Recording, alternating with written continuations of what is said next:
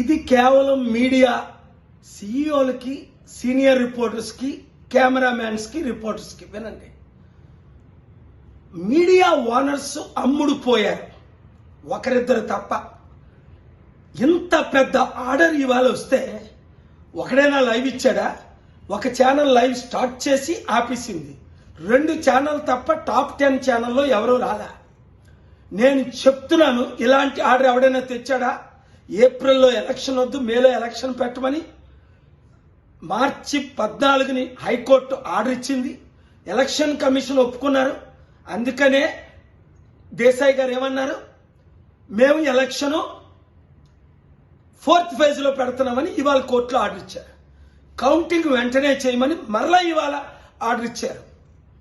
ఇవన్నీ సత్యాలు కదా? స్టీల్ ప్లాంట్ అమ్మడు ఎంత అమ్ముతున్నారు, ఎందుకు అమ్ముతున్నారు, ఎంత ఉంది, ఎవరైనా తెచ్చారా?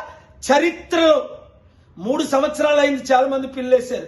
ఒకరైనా స్టీల్ ప్లాంట్ గురించి ఆర్డర్ తెచ్చారా? ఒకరైనా 77 సంవత్సరాల్లో ఎలక్షన్ పోస్ట్పోన్ చేయించారా? 2004, 9, 14, 19 ఫేజ్ 1లో జరిగాయి.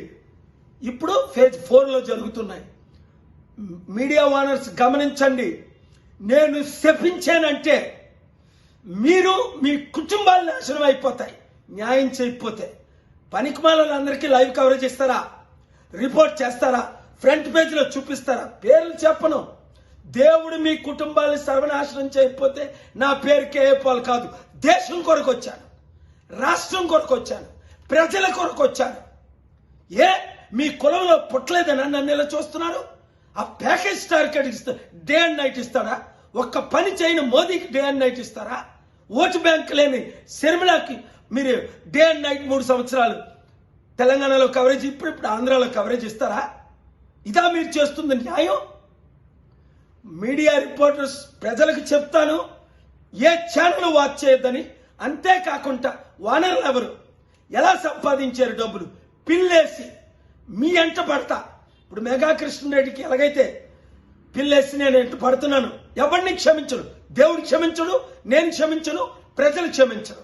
ఇప్పుడైనా బుద్ధి తెచ్చుకొని న్యాయం చేయండి. కనీసం అందరికి ఇచ్చినట్టు మాకు కూడా కవరేజ్ ఇవ్వండి, లేదా దేవుని ఉగ్రతకు పాల్పడండి.